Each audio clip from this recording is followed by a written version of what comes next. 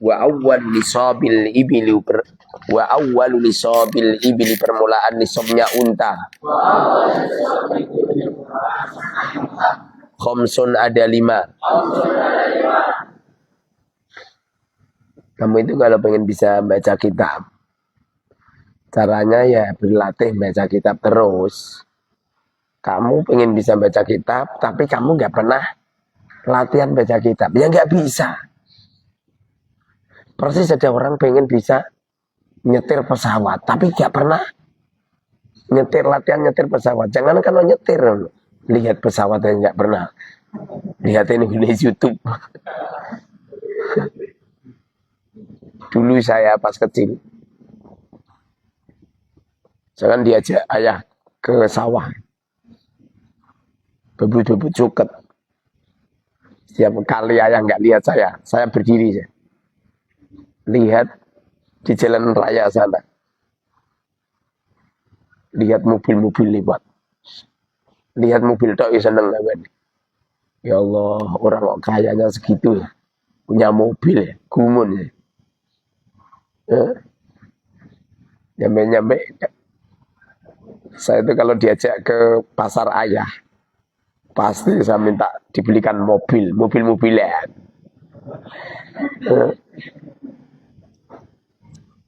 Mobil-mobilan. Itu saya kalau main mobil, saya membayangkan saya ada di dalam mobil. Gitu.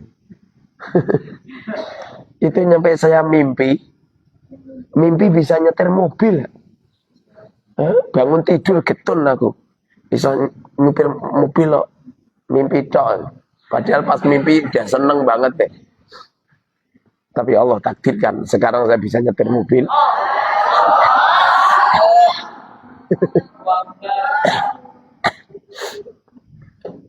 Tapi saya mimpi jadi nganten nggak pernah. Konon cerita, kono wong ngipi aja dadi manten, berarti wong meh mati wong ya.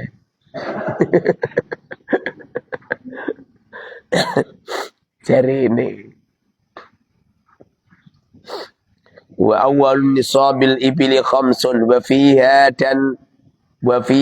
dan di dalam khamsun. Satu kambing. Kalau ada orang punya unta 5, maka wajib mengeluarkan zakat satu kambing. Ngaji seperti ini aneh. Singgung kitab ya ini dok. Santri nggak perlu bawa kitab, tapi santri sama kabeh. Makanya saya sering ngomong, HP itu panca indera yang ke-6. Percaya? Panca indera itu adalah indera manusia itu ada 5. Mata untuk melihat, hidung untuk mencium siapa? Untuk menghirup, alam mencium. Mau saya dicium sama istri saya nggak pakai hidung kok, pakai mulut kok. Mencium atau tidak mau ini menghirup. Telinga untuk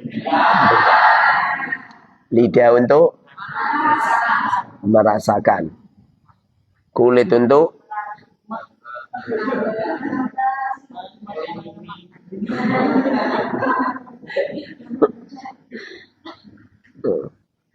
meraba. Dan yang ke-6 itu HP. HP itu panca indera ke-6. Kok bisa Ustaz? Bisa. Mampu untuk berbicara dari jarak jauh. Saya mampu mendeteksi jalan raya ini kira-kira belok kiri apa belok kanan, ngerti? Kamu pernah macet Google Map enggak? Nah nih, itu mampu itu. Bahkan mampu mengetahui keberadaan orang. Orangnya lagi ngapain, ngerti? HP. mampu itu. Kamu telepon mamamu, mak lagi ngapain? Ya lagi ngenelpon, ngerti kan? Mampu banget. Jadi apa itu, masya Allah. Nih, itu kalau di pondok lain, kalau kiai pengen ngaji ini jam 12 tanpa punya HP, nggak bisa mengerahkan masa. Tapi dengan HP cukup, ya, yuk ngaji semua, ngerti. Bahkan saya ngerti yo. Saya nulis ngono iku sapa sing maca itu ngerti saya. Sampai jadi sing baca itu jenenge Hudzaifah. Hudzaifiyah, siapa Hudzaifah? Nonoi. Lalu takbil. Suaranya nonoi. Ya kan? Mengerti ya. Lalu saya ngomong, gue gay kabeh, kon ngaji kabeh. Nggih bisa. Wong iku gay kabeh. Alhamdulillah datang semua. Yang tidak datang cuman orang yang saya telepon. Enggak percaya. Oh ini datang. Tinggal orang. Artinya HP ini panca indera keenam. Makanya kalau ada orang benci dengan HP, berarti benci dengan panca indera keenam. HP itu mampu untuk mendeteksi ya, keberadaan orang, semuanya lah. Walaupun kamu nggak bawa kitab itu bisa niru semua. Mungkin dengan cara saya ngomong atau mungkin kamu ngomong. Bahkan ada orang-orang dari jarak jauh mampu untuk mengikuti kajian saya. Percaya nggak? Oh tadi malam saya itu ngisi pengajian di daerah jauh sana. Jadi beliau hampir nyampe Jawa Timur. Mereka yang jauh saja bisa nonton. Masa guyu cekikian. Ya bang.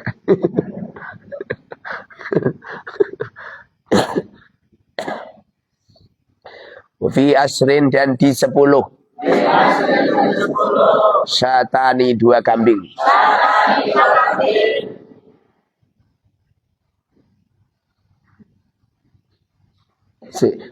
Wa fiha dan di dalam khamsin.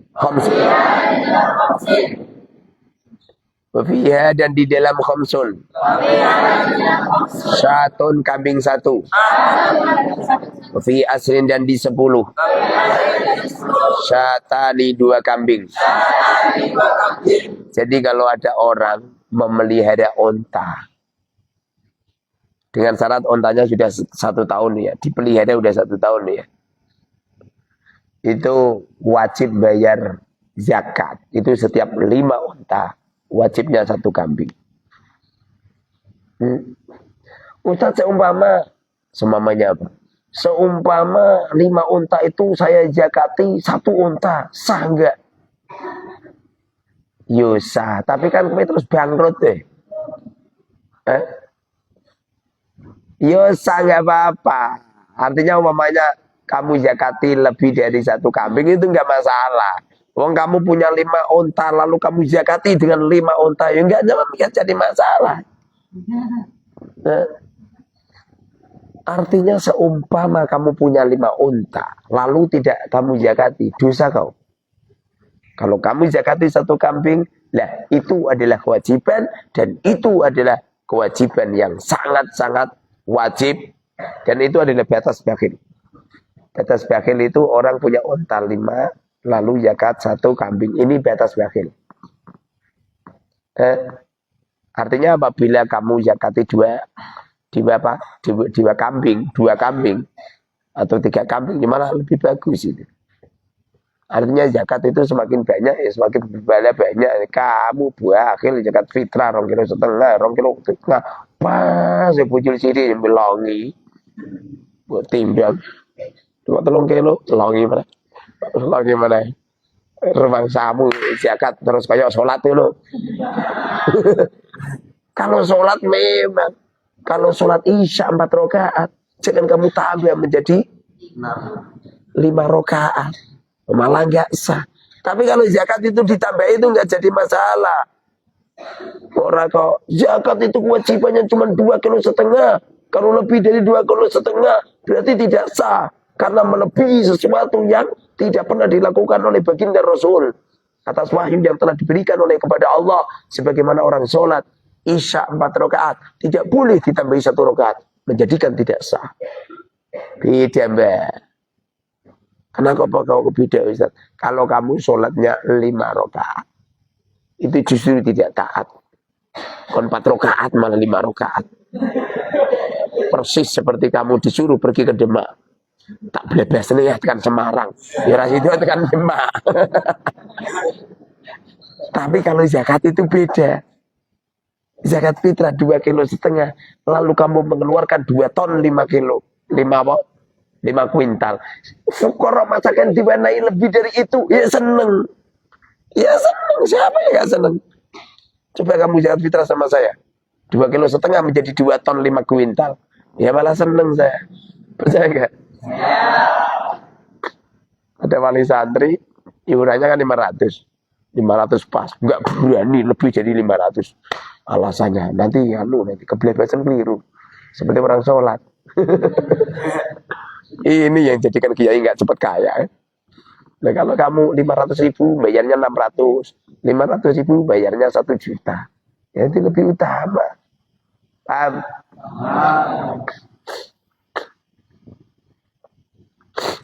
Wabi khamsata asara dan di 15.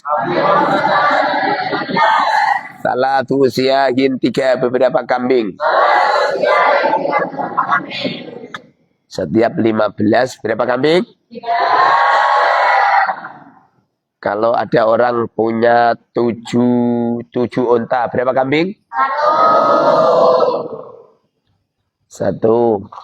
Menengai. Ada orang punya 13 unta, berapa wajibnya? 13 unta. 1. Ngipi kau. Ada orang punya 13 unta, berapa wajibnya? Ya. Ada orang punya 17 kambing, berapa wajibnya? Ya gitu.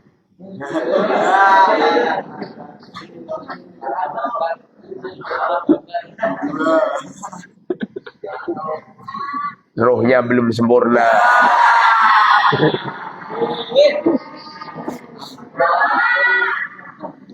Wafi isrina dan di 20.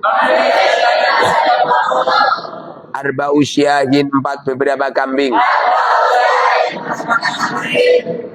Kalau ada orang punya 20 unta, berapa wajibnya? Kalau ada orang punya unta 19, tapi satunya hamil, berapa wajibnya? 3. Hamil itu belum lahir. Aja malu-malu mau hitung. Iya kalau lahirnya unta siji, nak lahirnya untane kembar.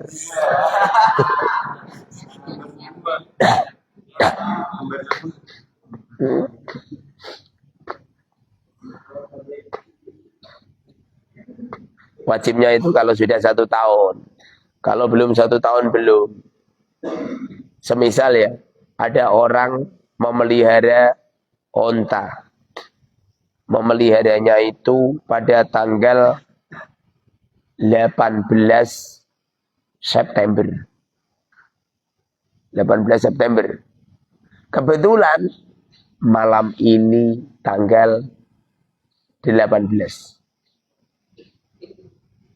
Ada orang memelihara unta tanggal 18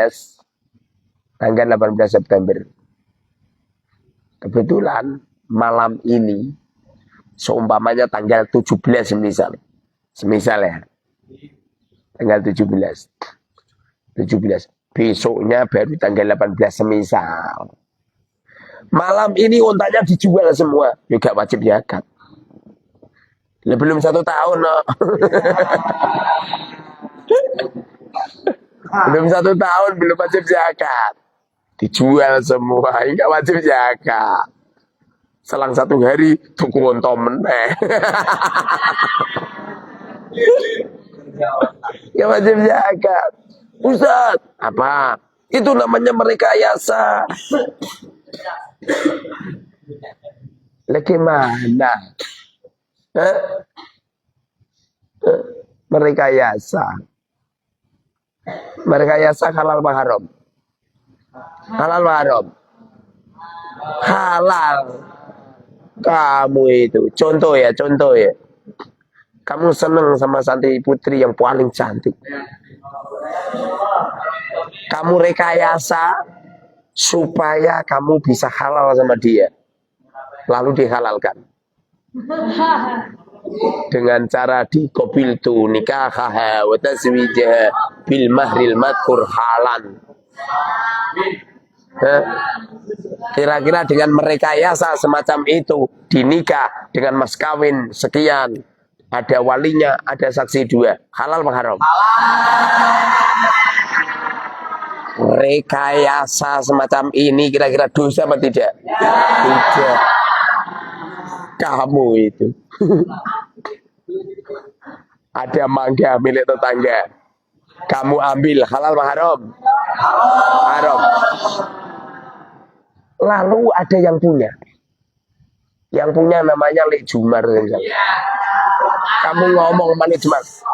Lek Jumar, saya minta mangganya ya. Oh iya. Gak apa-apa. Lalu mangganya kamu ambil. Halal haram? Itu namanya merekayasa. Pernah suatu ketika Nabi Ayub itu sayang banget sama istrinya. Istrinya Nabi Ayub itu cantiknya Masya Allah. Konon cerita, tidak ada Allah hidupkan seorang Nabi dan Rasul dan seorang ulama yang alim kecuali Allah takdirkan istrinya cantik.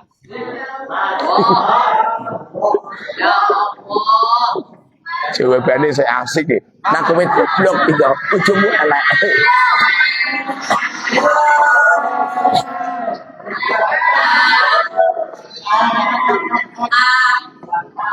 Nah kamu bodoh itu, istrimu nggak akan cantik. Kenapa seperti itu?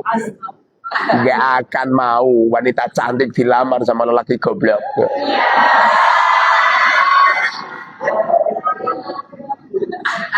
Nabi Ayub itu istrinya cantik jelita. Suatu ketika Nabi Ayub bilang,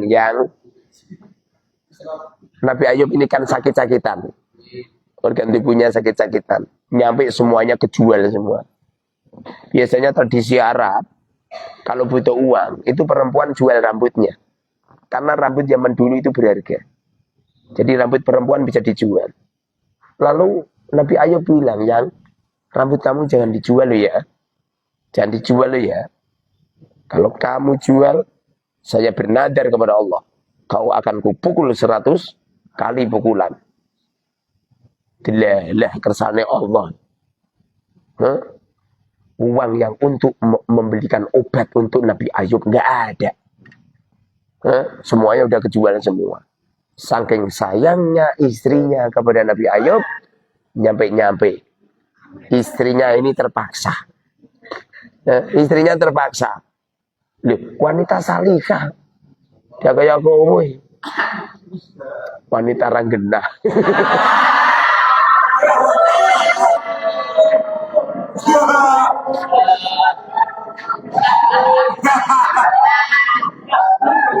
Lah wanita diberi uang sama suami, tadi pagi diberi uang 1 juta, malam-malam ditanya sama suaminya, aku butuh rokok, jual duit, wes entek, apa wes entek, ini wanita yang nggak baik.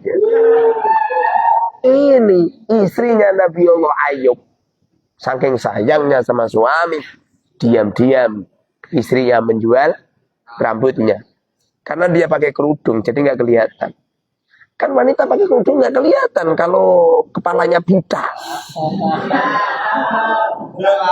Makanya kamu jangan jangan ketipu dengan kecantikan wanita. Kadang-kadang setelah dibuka kerudungnya, jebul-jebul kepalanya seperti ketiplak.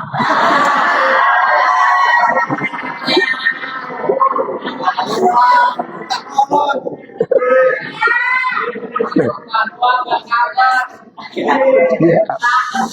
Kamu kan nggak ngerti itu. Kan beda dengan lelaki. Lelaki ini kan orangnya jujur. Ya rambut.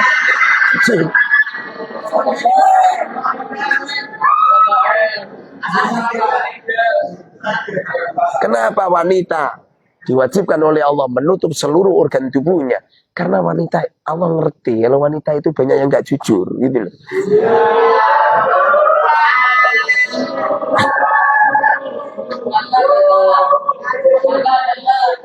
Kejelekannya biar nggak kelihatan gitu. Kelihatannya cuantik jelita, jebul-jebul dari sejak lahir rambutnya nggak bisa tumbuh.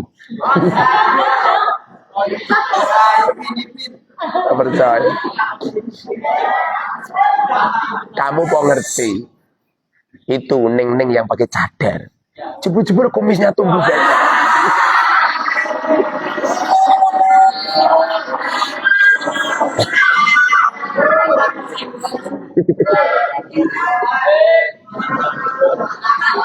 Diam. Nyampe-nyampe ada seorang ulama. Dengerin, ada sebagian ulama. Ojo diikuti tapi lu ya. Ini ulamanya nyeleneh. Diperbolehkan di saat kita khidbah kepada seorang wanita melihat seluruh organ tubuhnya. Kenapa Ustaz? Biar nggak keblocok. Loh, kamu kok ngerti? Kelihatannya cantik jelita. Hah? Kelihatannya cantik jelita. Dia pakai cadar, pakai nikab, cangkemnya merawat.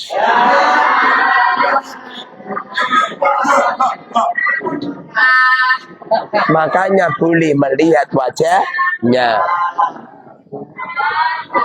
Karena karakter keberadaan casing wanita tersimpan ada di raut mukanya.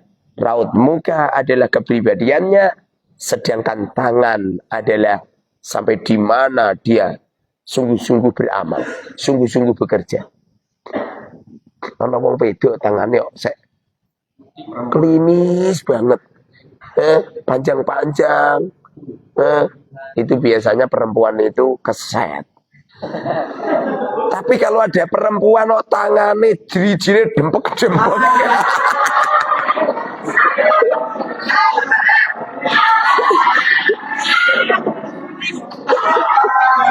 ya dempek-dempek, kukunya itu, kukunya bujil-bujil,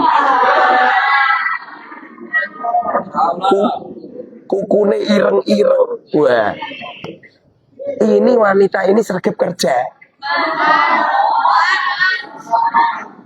Jadi kalau kamu keset, carilah wanita yang jirinya dempek-dempek. Ininya enggak panjang-panjang, dempek-dempek. Ya. Kalau perlu sininya banyak kapalnya.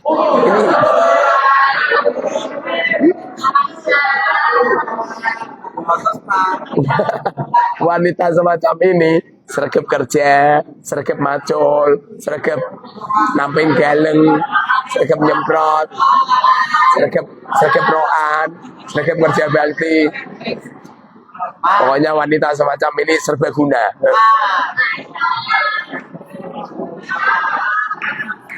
Untuk kamu yang lelaki keset ini atau gaduh cari istri yang semacam itu.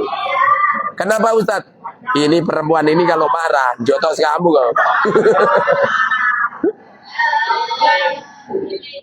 Makanya dalam mazhab Syafi'i diperbolehkan melihat wajah dan telapak tangan. Wajah melihat jati diri wanita dan telapak tangan melihat sampai di mana dia sergap bekerja. Ada sebagian ulama loh ya, ojo ditiru. Dan ini adalah salah, fatwa ini salah. Tapi dia seorang mujtahid.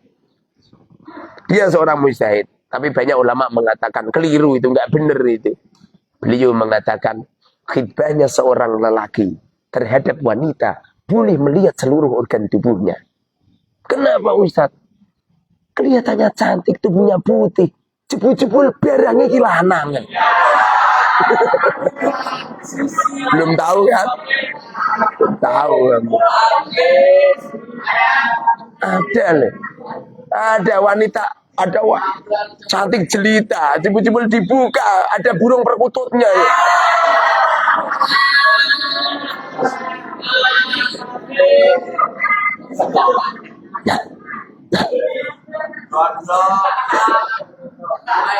Ini menurut sebagian ulama, jangan dilakukan. No, coba lakoni. Saya ngomong gini ini hanya cerita. Orang kok jarine Ustaz, malah jarine Ustaz. Sebabnya kalau saya nggak ngomong gini, video saya akan dipotong orang. Kalau sudah dipotong orang bahaya. Bahaya. Kenapa bahaya? Ya calanang seneng kabeh. Kita ngomong itu dibudak, gak cocok. Gak cocok. Gak cocok.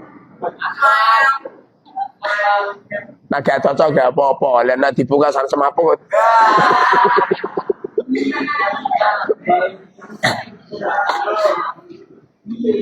Wa fi khamsin dan di 5. Wa isrina dan 20.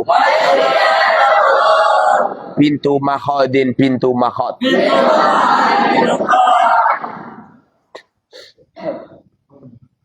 Kalau kamu pengen tahu pintu makhad itu apa, caranya tinggal pencet apa itu di Google. Di Google.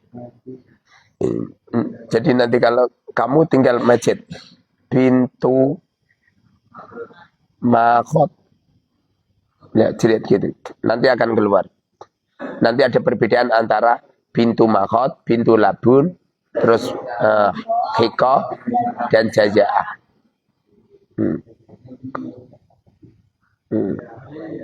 Ini diterangkan kalau pintu makhad itu unta usia 2 tahun. Unta jantan usia 2 tahun. Namanya pintu makhad. Jadi kalau kitab teknologi canggih.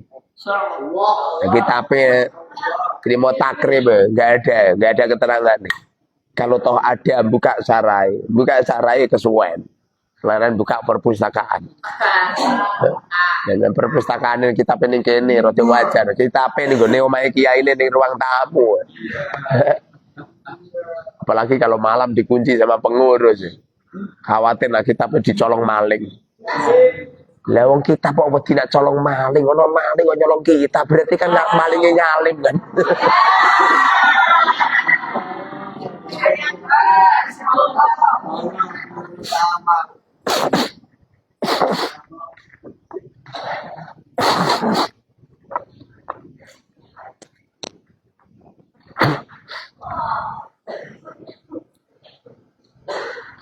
Tuh, apa pintu makhad? Unta jantan.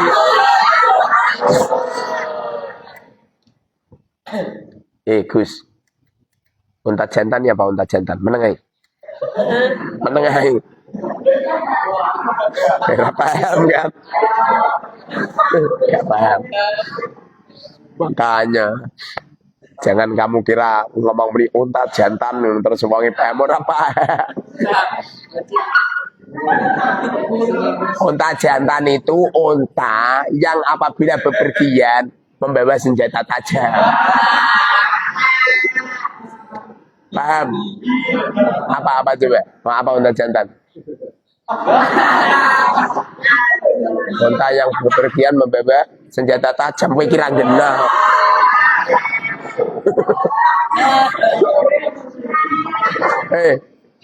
Unta jantan itu unta lelaki.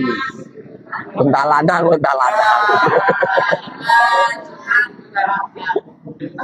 Kalau jantan itu lelaki. Kalau betina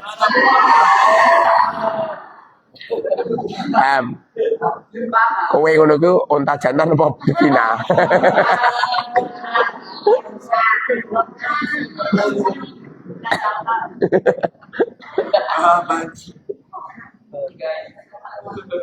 Beda dengan pintu labun. Apa pintu labun? Unta jantan usia tahun. Lah ini kok begini? Ojo anu tulisan. Al ilmu fis. Lafis. Ilmu itu ada di dada seorang ulama, bukan ada di dalam tulisan. Tulisan ini rawan keliru. Hah? Tulisan rawan keliru. Ini kalau kamu baca ya macamnya yarfa'u. Yarfa'u Allahu alladzi, kan gitu. Sebab ini adalah lafaz yarfa'u yang tidak sepi dari amil nawasib dan amil jawazim. Kalau terpancing. Tapi kalau lewat dada seorang ulama atau ulamanya akan mengatakan ini keliru apa benar. Dong sampean sholat atau Fatihah terus. Koyok nggak ada selain Fatihah. Iya. Saya tak sholat langsung baca surat Al-Baqarah. Walaupun tuh sholatmu kelihatannya nyengkeling panjang, kalau tidak mengikuti aturan ya salah. Orang itu ganjaran. Karena sholat ini ya harus mengikuti program itu. Paham neng? Ngaji udah susah loh. Susah. Besok sekolah kan masih besok. Ngopo nyusahin sekarang.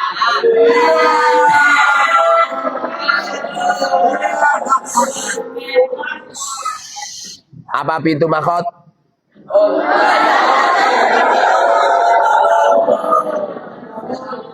Unta jantan umur. Apa unta pintu labun? Apa unta kiko? Unta betina usia.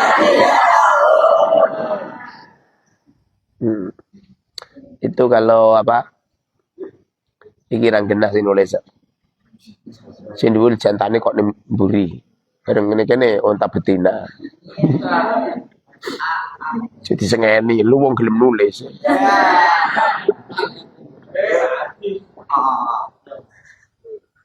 Ngene iki ora kok sama dengan ora. Adalah apa unta jaya? Unta betina usia 4 tahun.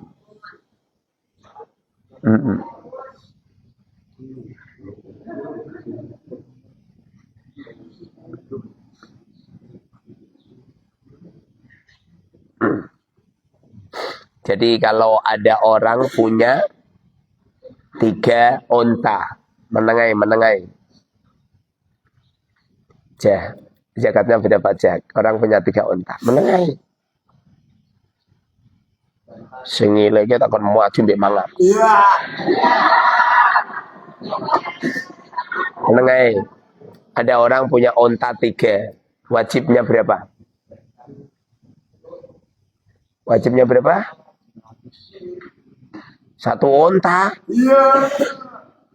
Yuntek unta nih.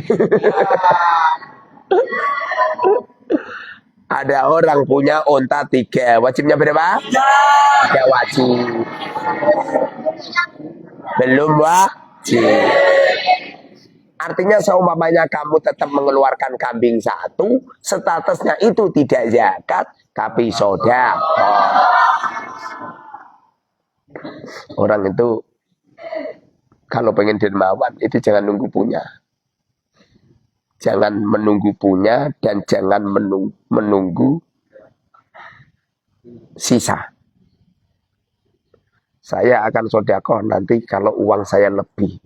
Salah. Saya tadi kan ngisi pengajian dan saya beli buku tulis, saya bagi-bagikan. Ngerti ya?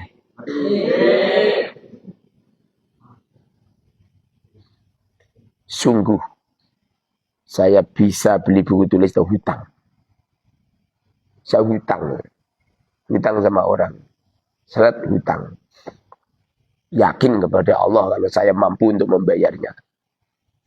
Setelah transaksi selesai, uang tak berikan, apa yang terjadi? Allah takdirkan ada makhluk yang nggak dikenal transfer saya. Cukup saya buat bayar hutang untuk beli buku dan uangnya bisa saya bagi-bagikan. Di waktu ngisi pengajian, saya ngisi pengajian sambil bagi-bagi uang. Bagi-bagi uang. Tidak cuma itu saja. Semua pedagang itu tak borong tapi. Saking senengku saya diberi uang sama Allah. Dan panitia tak omongin, nggak usah bisa roi, aku bilang gitu. Pedagang-pedagang, oh, berapa? Oh, semua aja.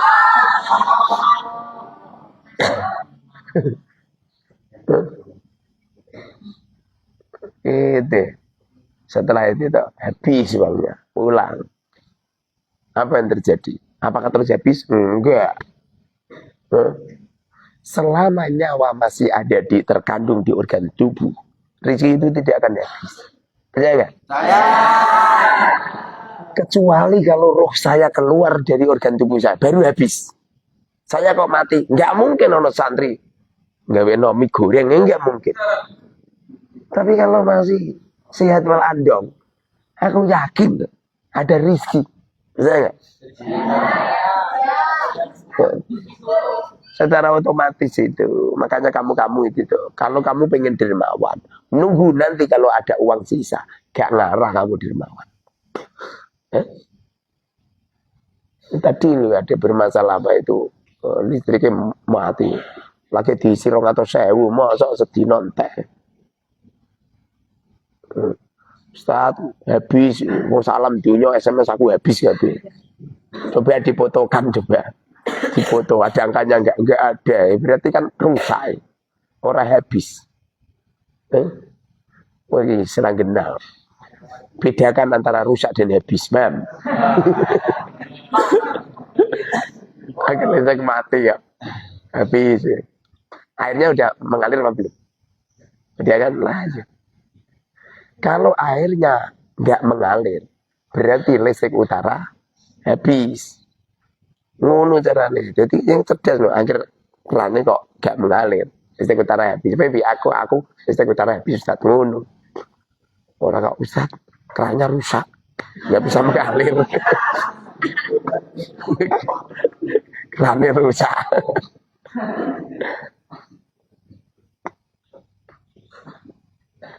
Kamu itu wong akeh koyo ngene yo, kalah karo wong siji. Sekali-kali kamu itu hebat lho. Ya. Ngono. Wali. Reto wali. Jangan terbiasa gitu. Kita ini sampai di mana memikirkan orang lain. Kamu jangan pernah berpikir orang lain memikirkan kamu. Tapi kalau kamu berpikir bagaimana supaya kamu memikirkan orang lain. Bagaimana kamu bisa memberikan keberuntungan orang lain.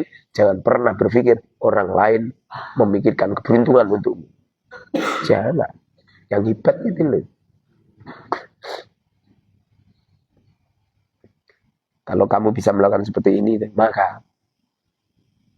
maka rugimu adalah keberuntungan. Maksudnya gimana, Ustaz? Contoh, kamu kerja itu enggak kamu niatkan untuk cari untung, cari gaji, enggak. Kamu kerja ini khidmah. Jadi kamu kerja, anggap saja ini siapa ini? Ini siapa namanya? Abror ini kerja.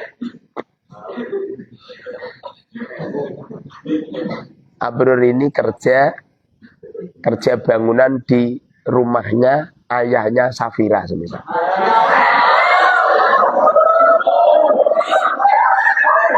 Diam. Nah tak ceritani calonan ganteng loh, geger. Ini si Abror kerja di ayahnya si Safira. kerjanya ini berangkatnya jam 8, pulangnya jam 4. Tapi si Abror ini setelah subuh itu sudah ada di rumahnya.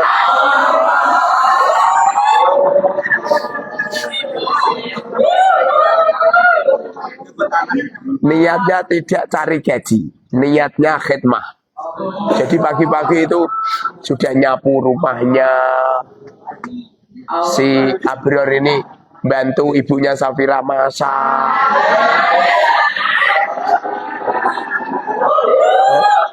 Jam 7 si Abror ini udah nganterin adiknya Safira ke sekolah.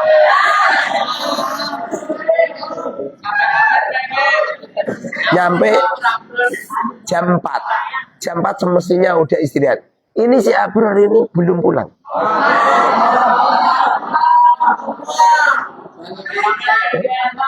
Jam 4 ini masih nyirami bunga, menata ayahnya Safira itu dimasukkan di anu. Setelah jam 6 pulang.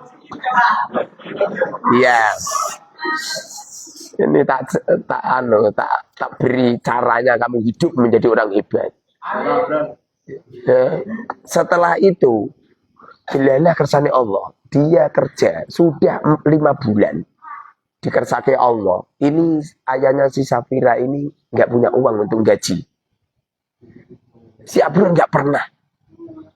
Nyampe ibunya si Safira datangi sama si Abror.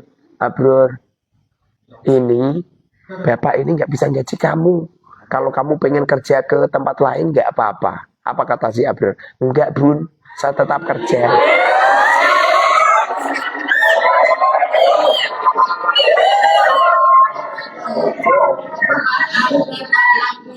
Coba, ini ada lelaki yang solihnya seperti ini.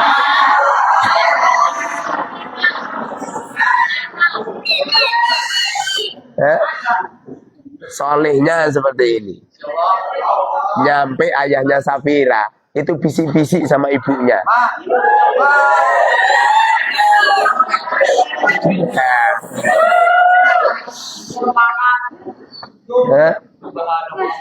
Ayahnya Safira bilang begini, Ma, gimana kalau si Abror itu kita serai perusahaan kita.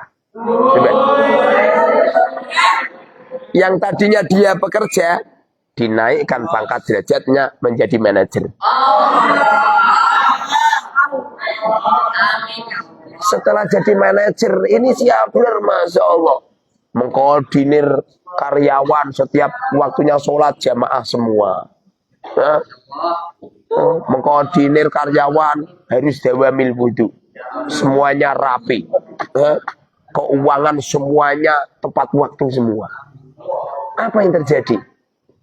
Ayahnya si Safira lu bisik-bisik sama ibunya, Ma, gimana kalau si Abror ini kita angkat menjadi direktur. Ya pada akhirnya perusahaannya maju pesat dengan sistem yang luar biasa.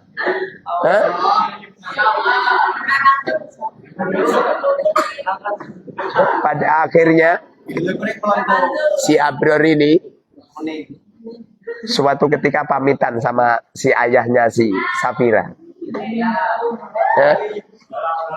Pamitan, Pak, Bapak, mohon maaf, saya kerja di sini udah cukup lama. Saya disuruh pulang ayah saya karena saya disuruh untuk nikah. Lalu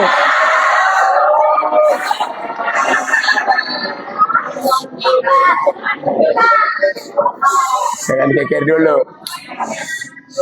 Lalu ditanya sama si ayahnya si Safira, kamu udah punya tunangan? Belum.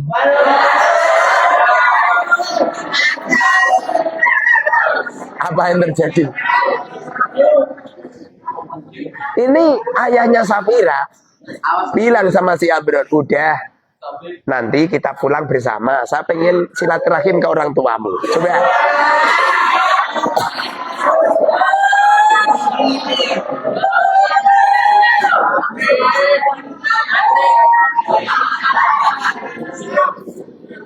Pada akhirnya ayahnya Safira, ibunya Safira, bahkan Safira sendiri, adiknya diajak semua. Ya,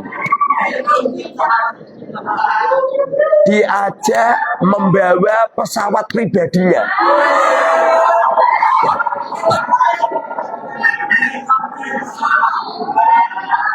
Berangkat ke Kalimantan. Mana rumahmu? Kalimantan. Kamu mana? Palembang ya? Ini ada bos besar orang kaya raya di Palembang datang ke Kalimantan.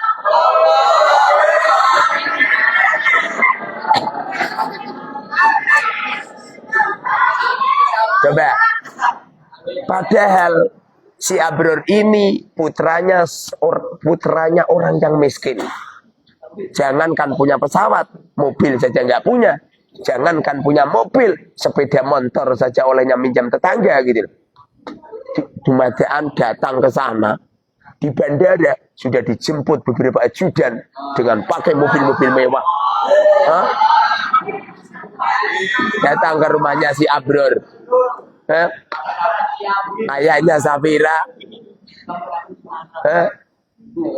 ngomong dengan suara yang Masya Allah indah, didengar merdu, didengar telinga. Nawarin ayahnya si Abror pengen dihajikan, dibangunkan rumah. Coba diberikan rumah, semuanya dicukupin semua. Tidak cuma itu saja, bahkan orang tuanya Safira nawarin putrinya untuk dijodohkan sama siapa?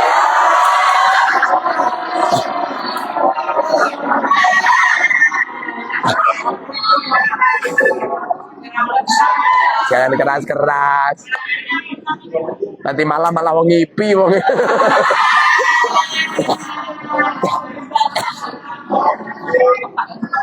Gara-gara apa coba? Gara-gara kebaikan. Makanya kalau kamu pengen sukses, apabila bekerja, jangan pernah diniatkan untuk cari uang. Sungguh saya ngajar santri, sama sekali di dalam kolbu saya tidak pernah saya niatkan. Diam. Saking ikhlas saya, seumpama gitu loh.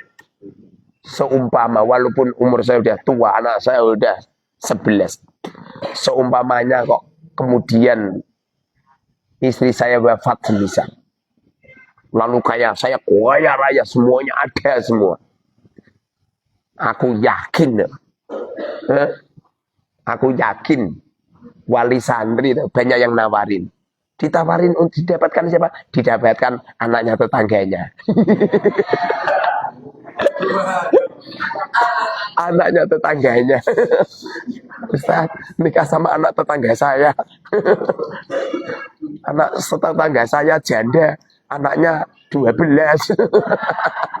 Gimana juga? Nikah satu dapat 13.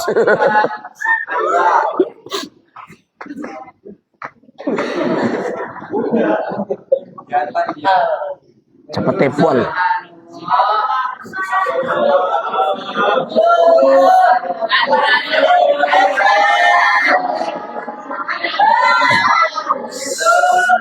Ya.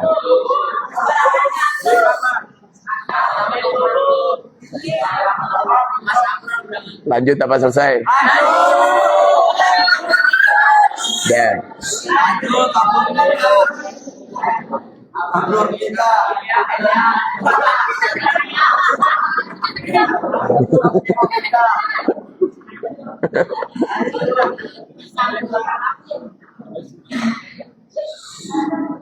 Yang tak tunggu ditunggu istri.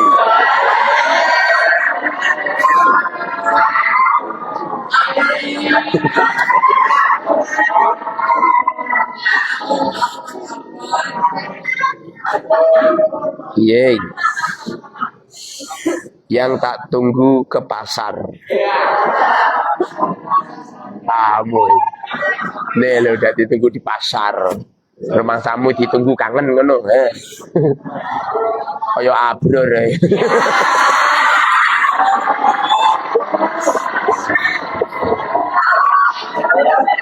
Subhanallahumma wa bihamdika